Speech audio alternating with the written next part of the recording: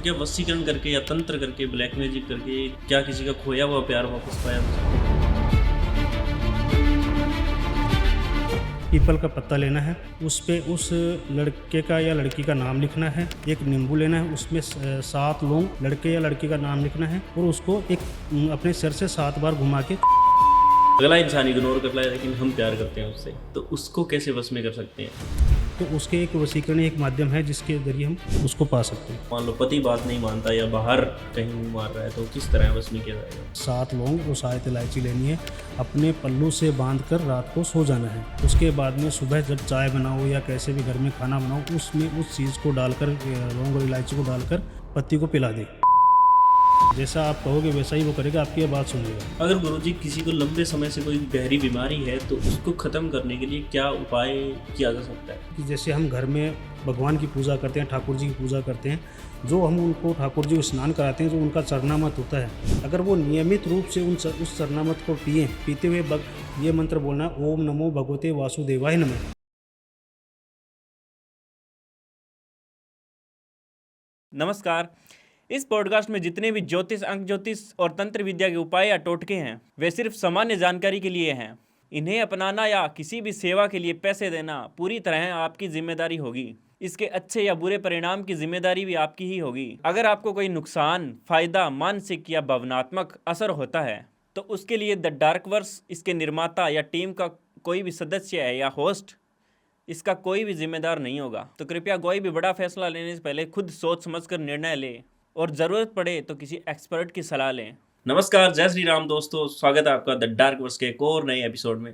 आज हमारे जो स्पेशल गेस्ट है एस्ट्रोलॉजर जितेंद्र जी, जो हमको बताएंगे वशीकरण तंत्र के बारे में, जिन पे हम हमेशा चर्चा करते हैं। तो चलिए मिलते हैं उनसे। सर, स्वागत है आपका सबसे पहले तो। वेलकम सर, जय श्री महाकाल। जय श्री महाकाल। तो सर, सबसे पहले मैं थोड़ा आपसे के बारे में जानना चाहूँगा कि आपने तंत्र क्रिया कहाँ से सीखी, क्या पर्पज़ रहा आपका तंत्र क्रिया में आने ये हमारा शुरू से बचपन से ही, मतलब हमारे दादा परदादा यही काम करते थे, तो उन्हीं से मैंने सीखा। ये खानदानी काम हमारा। अच्छा, और कितना एक्सपीरियंस है आपको? लगभग मैं बचपन से ये काम करते आ रहा हूँ, मतलब 10-12 साल का, तब से, मतलब 47 मेरी एज हो गई है, लगभग 35 साल का एक्सपीरियंस है। 30-35 साल का एक्सपीरियंस है जी। तो इसमें तो आपने बहुत सारी साधनाएं जो है सिद्ध कर ली होंगी। बिल्कुल बिल्कुल। कौन कौन सी साधनाएं हैं जो आपने तंत्र मंत्र, ब्लैक मैजिक, वशीकरण, सारी क्रिया, मतलब सब चीज़ मैंने की है। हर प्रकार की हर क्रियाएं? प्रकार की क्रियाएं मैंने की। तंत्र के अंदर कौन कौन सी साधनाएं हैं? तो जैसे शमशान के अंदर भी कुछ साधनाएं होती है, कुछ बाहर भी होती है शमशान से, वो कौन कौन सी साधनाएं जो आपने सिद्ध कर रखी है? शमशानी क्रियाएं जैसे या जैसे हो गया कच्चे कलवे हो गए, तो जैसे भूत प्रेत आत्माओं को वश में करके, मतलब ये सारी चीज़ें काम किए जाते हैं। अच्छा, मतलब भूत प्रेत भी वश में कर रखे जिनसे काम होता है? बिल्कुल। किस तरह के काम होते हैं? मतलब जैसे भूत से जैसे हम कहीं जा नहीं सकते, मतलब हमारे पास कॉल अलग अलग जगह से आते हैं, हम कहीं नहीं जा सकते, तो वहाँ उन चीज़ों को हमें करने के लिए भूत प्रेत की आत्माओं को वश में करके हम काम करते हैं। जैसे इस संसार में जैसे कोई अकाल मृत्यु मरता है, कोई फांसी खा के मरता है, कोई जहर खा के मरता है, उनको मोक्ष नहीं मिलता इस संसार में, तो उनकी आत्माएं इस संसार में भटकती है, जिसके कारण उनको वश में करके हम काम करते हैं। सो क्या क्या काम आप करते हो? एक व्यक्ति को क्या क्या प्रॉब्लम्स है जो आप सोल्व करते हो? हमारे पास तो तरह तरह के लोग कॉल करते हैं, जैसे वो लव प्रॉब्लम हो गया, वशीकरण करवाने भी आते हैं, ब्लैक मैजिक भी करवाने आते हैं, और जैसे कोई दुश्मन उसको परेशान कर रहा है कोई, तो उसके बारे में हमारे पास बहुत सारे लोग काम करवाने आते हैं। तो क्या कोई ऐसा कोई केस जो आपने सोल्व किया हो इन्हीं? अब मैंने अभी आपको बताया कि मैंने 30 से 35 साल का एक्सपीरियंस है, बहुत सारे काम किए हैं। तो सबसे खतरनाक केस भी होगा कोई ऐसा जिसके अंदर मतलब आपको लगा कि ये बहुत ज़्यादा कठिन केस है? एक नहीं, बहुत सारे, कितने गिनाऊं मैं आपको? कोई एक बताइए आप। ऐसे तो ये उनके पर्सनल लाइफ का मैटर हो जाएगा, नाम नहीं बता सकते किसी का, है ना, क्योंकि ये मतलब ये चीज़ें सब गुप्त रखी जाती है हमारे पास। रिसेंटली केस जो आपने सॉल्व किया हो? रिसेंटली मैंने अभी बाहर का था, एक ऑस्ट्रेलिया का, वो केस सोल्व किया मैंने। अच्छा, किस तरह का केस था वो? लव मैटर था उनका। अच्छा, और तंत्र के बारे में क्या जानते, मतलब तंत्र क्या चीज़ है? और तंत्र की शाखाएं, बहुत सारी शाखाएं, जैसे वशीकरण हो गया, ब्लैक मैजिक हो गया, उच्चाटन हो गया, सम्मोहन हो गया, सम्मोहन वशीकरण हो गया, संभोग वशीकरण होता है। संभोग वशीकरण? अच्छा, संभोग वशीकरण भी होता है, जी। वो किस तरह है? वो जैसे जिसको भी करवाना होता है उसके लिए हमें उसकी फ़ोटो नाम चाहिए होती है, क्योंकि एक नाम के बहुत सारे लोग होते हैं। तो फ़ोटो इसलिए, जैसे आपका नाम क्या है सर? आपका नाम मेरा आनंद नाम है। आनंद नाम है, तो आनंद नाम के बहुत सारे लोग हैं, तो फ़ोटो तो एक ही रहेगा ना। फोटो तो ही रहेगा। इसलिए फ़ोटो नाम चाहिए होता है, फ़ोटो नाम से सारे काम होते हैं। तो उपायों के माध्यम से भी कुछ काम किया? हाँ, कुछ उपायों से होता है, कुछ हम करते हैं। देखो, डॉक्टर हर कोई ये काम नहीं कर सकता, तंत्र मंत्र का कोई काम नहीं कर सकता। जैसे हम महामृत्युंजय का पाठ करते हैं, जप करते हैं, तो उसमें गलती की कोई गुंजाइश नहीं होती है, वो उल्टा असर करता है। जैसे कोई भी काम करते हैं, जैसे डॉक्टर ही इलाज कर सकता है हमारा, और कोई नहीं कर सकता, वकील नहीं कर सकता। तो वैसे ही है कि जो काम जिसका, जैसे मेरा काम ये है, तंत्र मंत्र का काम है, तो ये काम मैं ही कर सकता हूँ। इसमें कुछ उपाय भी होते हैं, कुछ हमें करना होता है। तो क्या जैसे वशीकरण भी एक, मान लो आपने बताया कि तंत्र की एक शाखा है, वशीकरण के अंदर भी कुछ उपाय होते होंगे भी, किसी को अगर हमें मान लो वश में करना हो तो? उसके लिए घरेलू उपाय है कि जैसे उस लड़के की या लड़की की फ़ोटो होनी चाहिए, उसका उस फ़ोटो के पीछे नाम लिखना है, ठीक है। और उसको क्या करना है कि एक भोजपत्र लेना है। भोजपत्र पर जो मार्केट में मिलता है 10-20 रुपये का मिल जाता है। भोजपत्र पर एक 2 कलर होते हैं, उसके एक तरफ टेबला कलर होता है, एक तरफ वाइट कलर होता है। वाइट की तरफ हमें नाम लिखना है केसर कस्तूरी से। केसर और कस्तूरी बाजार से लेनी है, लाल चंदन पाउडर लेना है, उससे नाम लिखना है उस लड़के या लड़की का, ठीक है। उसके बाद में जब वो नाम लिख के, और शहद और घी दोनों बराबर होनी चाहिए, उस शहद और घी को मिक्स करके वो भोजपत्र उसमें 3 दिन के लिए रख दो। उसके बाद में आपका 3 दिन के बाद काम बन जाएगा। ये वशीकरण। 3 दिन के बाद वो बस में हो जाएगा। हाँ। तो सर इसी तरीके से अगर हमारे रिलेशनशिप में काफ़ी समय से प्रॉब्लम्स आ रही है, तो क्या उपाय कर सकते हैं उसके लिए? उसके लिए भी सेम ही उपाय है, जैसे रिलेशनशिप में मतलब पति पत्नी में भी हो सकता है, जैसे बॉयफ्रेंड और गर्लफ्रेंड में भी हो सकता है, तो सेम ही उपाय ये है। तो क्या वशीकरण करके या तंत्र करके, ब्लैक मैजिक करके, क्या किसी का खोया हुआ प्यार वापस पाया जा सकता है? बिल्कुल पा सकते हैं। किस तरह का, क्या उपाय और क्या विधि, क्या इसके लिए देखो बहुत सारे उपाय होते हैं। जैसे खुद नहीं कर सकते इस चीज़ को, तो ये किसी से करवाना पड़ता है। खुद किसी और से, जैसे मान लो कोई जिस इस काम के बारे में जानता हो, उससे करवाए तो ज़्यादा बेटर रहता है। खुद कोई इतना नहीं कर सकता वो। फिर भी अगर कोई घरेलू सात्विक उपाय करना चाहे तो वो क्या कर सकता है? इसके लिए क्या करना है कि एक पीपल का पत्ता लेना है, उस पे उस लड़के का या लड़की का नाम लिखना है। एक नींबू लेना है, उसमें 7 लौंग डालनी है, नींबू पे नाम लड़के या लड़की का नाम लिखना है, ठीक है। और उसको एक अपने सिर से 7 बार घुमा के चौराहे पे फेंक देना है। अगला इंसान प्यार नहीं करता, अगला इंसान इग्नोर कर रहा है, लेकिन हम प्यार करते हैं उससे, तो उसको कैसे वश में कर सकते हैं? उसको अगर कोई, जैसे मान लो एक तरफा प्यार है, किसी को आप वश में करना चाहते हो, तो उसके एक वशीकरण एक माध्यम है जिसके जरिए हम उसको पा सकते हैं। क्या वशीकरण उपाय होगा इसके लिए? जैसे एक तरफा प्यार हो, किसी को मतलब कोई प्यार करता हो और वो इंसान आपकी तरफ आकर्षित नहीं हो रहा हो, तो हमें क्या करना है, एक फ़ोटो, उसका फ़ोटो चाहिए, एक गिलास में पानी भरना है और उस फ़ोटो पे उसका नाम लिखना है। फिर उस फ़ोटो को देखकर उसके एक मंत्र बोलना, ओम कुरु कुरु फट स्वाहा। फिर वो पानी पी के सो जाना है और सुबह तक आपका वो इंसान बस में होगा। तो इसी तरीके से अगर सर हम उपाय की बात कर ही रहे हैं, तो अगर किसी की इंटरकास्ट मैरिज करनी है किसी को और घर वाले मान नहीं रहे हैं, तो उसके लिए वो व्यक्ति क्या उपाय कर? हाँ, अगर इंटरकास्ट मैरिज करनी है, घर वाले नहीं मान रहे हैं, उसके रिश्तेदार नहीं मान रहे हैं, तो इसके लिए वो हमें कांटेक्ट कर सकते हैं, हमारे नंबरों पे डायरेक्ट कॉल कर सकते हैं वो। तो इसके लिए घरेलू उपाय भी बता देंगे उनको, और जो कुछ उपाय जो हम करते हैं वो बता देंगे उनको। और घर में अगर लड़ाई झगड़े बढ़ रहे हैं, सास बहू के बीच में अगर अनबन नहीं है, तो घर की स्थिति सुधारने के लिए, और उनको एक दूसरे को, मान लो सास चाहती है कि बहू को वश में किया जाए, तो किस तरह का वशीकरण किया जाएगा? जैसे सास बहू का लड़ाई झगड़ा रहता है, तो हमें क्या करना है कि जिसके साथ लड़ाई झगड़ा हो रहा है, तो हमें उसका क्या करना है, सिर का बाल लेने हैं। बाल लेके उसकी फ़ोटो हमारे पास रहती है, मोबाइल में हो चाहे वैसे हो, तो उस फ़ोटो से उस बाल को 7 बार घुमाना है और कहीं भी सुनसान जगह पर उस बाल को ज़मीन में गाड़ देना है। 2 दिन बाद में आपका काम बन जाएगा, दोनों में अच्छी बनने लग जाएगी। सो सर इसी तरीके से अगर हस्बैंड वाइफ का रिश्ता है और वो अचानक टूटने के कगार पे आई है, बात डिवोर्स तक पहुंच गई है, तो उसे वापस कैसे स्ट्रॉन्ग कर सकते हैं? अगर हस्बैंड वाइफ के रिलेशनशिप में दिक्कत आ रही है, लड़ाई झगड़ा रहता है, तो हमें क्या करना है, 11 मीटर कलावा लेना है, उसमें 11 गांठें बांधनी है।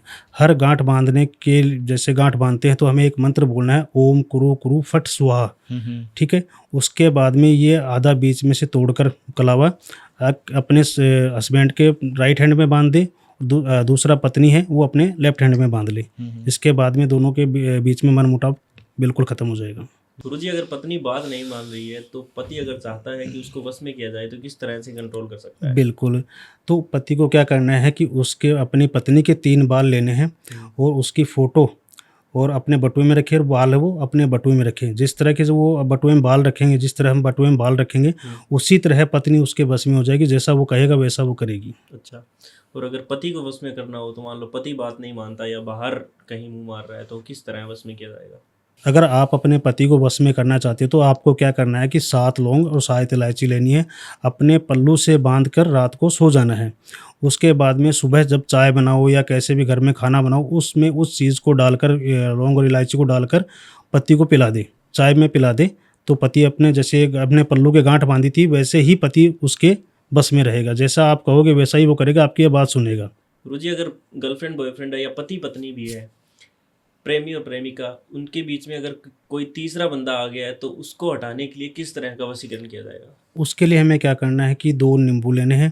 अगर जैसे मान लो आपने बताया कि कोई गर्लफ्रेंड या बॉयफ्रेंड या पति पत्नी के बीच में कोई मतलब तीसरा इंसान आ जाए, तो हमें क्या करना है कि 2 नींबू लेने हैं। एक नींबू पे अपना और अपनी गर्लफ्रेंड का नाम लिखना है, प्लस पहले अपना नाम लिखना है, फिर गर्लफ्रेंड का प्लस का निशान करके उसका नाम लिखना है अपने बॉयफ्रेंड का।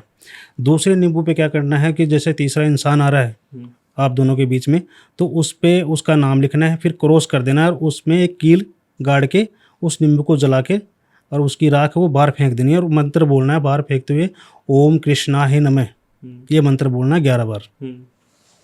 उसके बाद में दोनों के बीच में मतलब जैसे बॉयफ्रेंड या गर्लफ्रेंड के बीच में नहीं बन रही है, वो तीसरा इंसान की वजह से नहीं बन पा रही है, तो वो ये बिल्कुल 2 दिन के अंदर अंदर ही इसका काम पूरी तरह से बन जाएगा। और वो दूसरा नींबू उसका क्या होगा? दूसरा नींबू है उसको पानी में जल परवा कर देना है। सो गुरुजी कभी कभी हम देखते हैं कि बिजनेस हमारा अचानक ठप हो जाता है, काम कारोबार चलता है नहीं है, तो उसके लिए भी तंत्र में कोई उपाय है? बिल्कुल है। तो उसके लिए हमें क्या करना है, जैसे हम सुबह दुकान खोलते हैं तो आपने कई बार देखा होगा कि ये आपने इंस्टाग्राम पे भी देखा होगा कि लोग क्या कि जो चाबी होती है, चाबी से लोग गेट को ऊपर से नीचे तक बजाते हैं। उससे क्या है कि दुकान जग जाती है। तो उससे करने से क्या होता है कि एक जैसे दुकान जग जाती है, जैसे हम दुकान में बैठते हैं तो सबसे पहले हमें क्या करना चाहिए कि जो हमारा जो जल भरा हुआ था दुकान में, उसमें दुकान से बाहर और अंदर छींटे मारने। जैसे उसके लिए एक मंत्र बोलना होता है, ओम अपवित्र पवित्र सर्वगस्तो पिवाय समृत पुंडरीकाक्षाय बर्मा भयंतरम सूची। इसके बाद में आपकी दुकान में ग्राहकों की लाइन लगेगी, आपका बिजनेस अच्छा चलने लगेगा, सब कुछ सही हो जाएगा उसके बाद। कई बार हम पॉडकास्ट भी करते हैं और हमने सुना भी है कि लक्ष्मी बंधन करवा देते हैं जिसकी वजह से लक्ष्मी रुक जाती है, तो उसके लिए क्या उपाय कर सकते हैं? इसके लिए मैं बताऊं आपको, देखो आज की दुनिया में लोग अपने दुख से दुखी नहीं है, दूसरे के सुख से दुखी है ना। तो लोग क्या चाहते हैं, जैसे मान लो आप अच्छा कमा रहे हो, खा रहे हो, आपका बिजनेस अच्छा चल रहा है, तो दूसरे बुरा कोई नहीं, अगर बाहर का कोई बुरा नहीं चाहेगा, अपने ही जो होते हैं वो जो हमसे जलते हैं, बुरा चाहते हैं, तो वो क्या करते हैं, हमारे काम कारोबार को बांध देते हैं और इसकी वजह से दिक्कतें आती है। तो उसके लिए घरेलू अगर हम सात्विक कोई उपाय करना चाहे तो वो क्या कर सकते हैं? हाँ, अगर आपके लक्ष्मी बंधन हो गया है तो आप क्या करें, शुक्रवार के दिन एक पीला कपड़ा लेना है, उसमें पीली सरसों, हल्दी की गांठ साबुत, ये और उसमें सूखा धनिया आता है, उसको बांधकर मंत्र बोलना, ओम श्रीं ह्रीं क्लीं महालक्ष्म्याय नमः, ये 11 बार मंत्र बोलना है और अपने तिजोरी में रख दें, जिससे क्या है कि लक्ष्मी बंधन खुल जाएगा। सो गुरुजी ऐसा कोई उपाय है जिससे हमारे जो काम कारोबार है, हमारी दुकान है, उसमें ग्राहकों की लाइन लग जाए, बिजनेस इतना बढ़ जाए कि पैसा ही पैसा हो जाए? बिल्कुल ऐसा उपाय है। अगर आप चाहते हो कि आपकी दुकान में ग्राहकों की लाइन लग जाए और बिजनेस में तरक्की हो, तो आपको क्या करना है, जब आप दुकान खोलो तो दुकान की सफाई करके उसके बाद में एक स्वास्तिक बनाना है और 11 कमल गट्टे लेकर 108 बार मंत्र बोलना है, ओम महालक्ष्मी नमः, और उन कमल गट्टों को पीले कपड़े में बांधकर अपने जो काउंटर होता है या तो उसमें या तिजोरी में रख दे, जिससे क्या है कि आपकी दुकान में ग्राहकों की लाइन लग जाएगी। अच्छा, और घर में अगर बरकत नहीं हो रही है तो घर में हमारे बरकत हो जाए, बढ़िया अच्छा हमारा काम कारोबार चले, इसके लिए क्या उपाय करें? घर में बरकत के लिए बताता हूँ, एक उपाय बताता हूँ मैं आपको। क्या करना है, एक तांबे का लोटा लेना है, उसमें जल भरना है, गंगा जल भरना है और 7 सिक्के डालकर उसमें अक्षत और पुष्प डालकर उसको अपने घर के ईशान कोण में रख दें, जिससे क्या है कि अपने घर में बरकत ही बरकत बनी रहेगी। सो गुरुजी, कभी कभार हम देखते हैं, हमने सुना भी है, काफ़ी सारे पॉडकास्ट भी करते हैं कि कोख बांध दी जाती है तंत्र क्रिया से और संतान प्राप्ति नहीं होती, तो उसके लिए हम क्या उपाय कर सकते हैं? हाँ, अगर किसी की कोख बंधी हुई है तो उसको क्या करना है कि भाई गुड़ लेना है और अपनी कोख से 7 बार घुमा के किसी गौशाला में या गाय को खिला दे। तो इससे क्या होगा कि कोख बंधन वो खुल जाएगा। ये उपाय शनिवार के दिन करना है। और संतान प्राप्ति के लिए?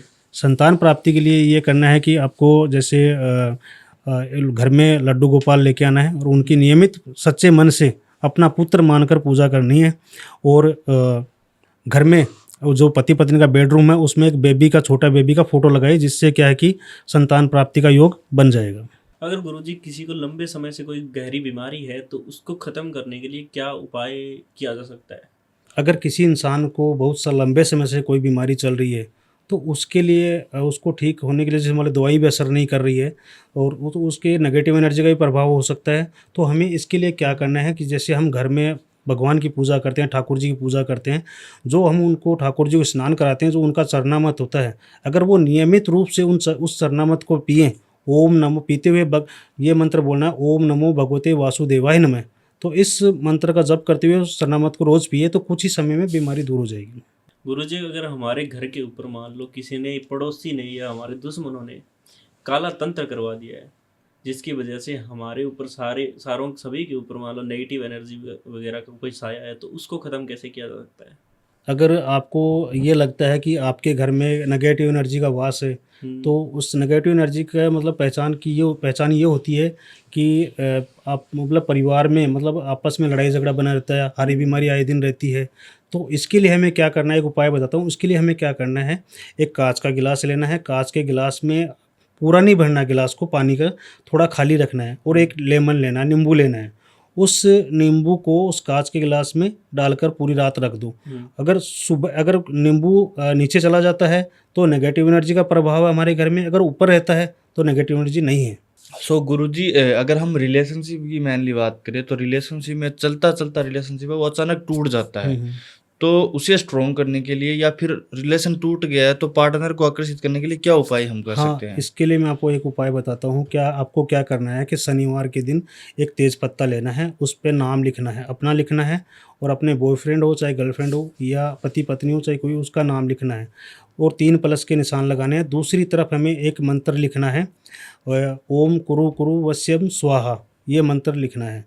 और इस मंत्र को लिखने के बाद में हमें रात को सोते समय अपने सिर से 7 बार घुमाना है और तकिए के नीचे रखकर सो जाना है। हमें यह लगातार 3 दिन करना है। जब आप रात को सो तो ये मंत्र बोलना है और अपने सर से 7 बार घुमाना तेज पत्ते को, ठीक है। 3 दिन के बाद में इस तेज पत्ते को जल प्रवाह कर दें या जला दें। फिर इसको करते ही दूसरे तीसरे दिन आपका पार्टनर आपकी तरफ आकर्षित होने लगेगा।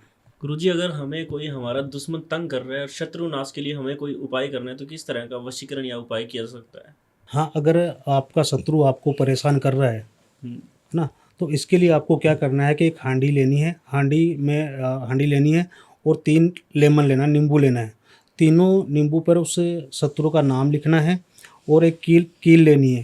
कील लेके उस नींबू में गाड़ देनी है कील, और तीनों नींबू हांडी में रखकर अपने सर से 7 बार घुमाकर या अपने घर में घुमाकर आप वो हांडी चौराहे पे छोड़ सकते हो, जिससे क्या कि अपने शत्रु का सर्वनाश होगा। सो गुरुजी, काफ़ी टाइम हो गया और मैं जाते जाते आपसे नज़र दोष के कुछ उपाय जानना चाहूँगा। अगर किसी छोटे बच्चे को या फिर किसी महिला को नज़र लग जाती है तो उसके लिए हम क्या उपाय कर सकते हैं? इसके लिए आपको एक उपाय, जैसे मान लो किसी बच्चे को नज़र लग जाती है या किसी महिला को नज़र लग जाती है, तो आपको क्या करना है, आप एक काला धागा लेना है, वो सर से पाँव तक आपने मापना है। तो उसके लिए माप कर उसको शनिवार के दिन करना है ये उपाय। और अपने अगर लेडीज़ है तो अपने लेफ्ट हैंड में बांधे, अगर जेंट्स है तो राइट हैंड में उस धागे को बांध लें। सो बहुत बहुत धन्यवाद सर, आप इतनी दूर से आए और इतना टाइम हमारे लिए निकाला आपने, इसके लिए बहुत बहुत धन्यवाद। जय श्री महाकाल। जय श्री महाकाल। जय श्री। सो बहुत बहुत धन्यवाद आप सभी का भी पॉडकास्ट को एंड तक देखने के लिए। अगर ये एपिसोड आपको पसंद आया तो चैनल को सब्सक्राइब, वीडियो को लाइक एंड शेयर जरूर कर दीजिए। धन्यवाद। जय श्री महाकाल। मिलते हैं नेक्स्ट एपिसोड में।